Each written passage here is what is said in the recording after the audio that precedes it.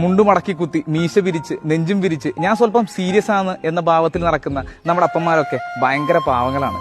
പിശുക്കനാണ് അച്ഛനെന്നും സങ്കടങ്ങൾ പങ്കുവെക്കാനും എന്ന് ശിവമാന്നാർ പറഞ്ഞത് വളരെ ശരിയാണെന്ന് തോന്നാറുണ്ട്.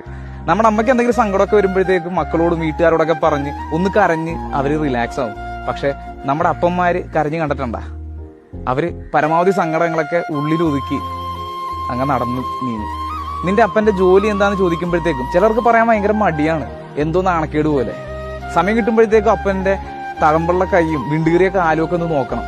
നമ്മുടെ വയറ് നിറക്കാൻ വേണ്ടി ഓടിയതിന്റെ കുറെ ഓർമ്മക്കുറിപ്പാണ് അതൊക്കെ. പണ്ട് വീട്ടിൽ നിന്ന് ബൈക്കായിട്ട് ഇറങ്ങുമ്പോഴത്തേക്കും അപ്പൻ ചോദിക്കും, ഹെൽമെറ്റ് എടുത്താ, ലൈസൻസ് എടുത്താ, ഇനി വണ്ടി എവിടെയെങ്കിലും കൊണ്ട് വെക്കുമ്പോഴത്തേക്കും ഹാൻഡിൽ ലോക്ക് ചെയ്യണം കേട്ടാ. ഇതെല്ലാം കേട്ട് കഴിയുമ്പോഴത്തേക്കും ഞാൻ മനസ്സിൽ ചോദിക്കാറുണ്ട്, ഞാൻ എന്താ കുഞ്ഞിക്കൊച്ചാണ്? അതെ, ഈ അപ്പന്മാർക്ക് നമ്മളെന്നും കുഞ്ഞിക്കൊച്ചു തന്നെയാണ്. ഡോൺ എന്ന തമിഴ് സിനിമയിൽ അതിലെ നായകനോട് അപ്പം പറയുന്ന വളരെ മനോഹരമായ ഒരു ഡയലോഗ് ഇങ്ങനെയാണ്: കുട്ടികൾ ചെറുപ്പത്തിൽ എന്തെങ്കിലുമൊക്കെ ആഗ്രഹിക്കും, അത് സാധിച്ചു കിട്ടാതെ വരുമ്പോഴത്തേക്ക് അവർ കിടന്ന് കരയും. ആ കരച്ചിൽ ഒരു ദിവസത്തേക്ക് ഉണ്ടാവുള്ളൂ. പക്ഷെ ഇത് സാധിച്ചു കൊടുക്കാൻ പറ്റാത്തതിന്റെ പേരിൽ ജീവിതകാലം മുഴുവനും സങ്കടപ്പെടുന്നവരാണ് അപ്പനും അമ്മയും. അപ്പനില്ലാത്ത വീട്ടിൽ ആ ഉത്തരവാദിത്തങ്ങൾ ഏറ്റവും മനോഹരമായി ചെയ്യുന്ന അമ്മമാർക്കും ഇരിക്കട്ടെ ഹാപ്പി ഫാദേഴ്സ് ഡേ.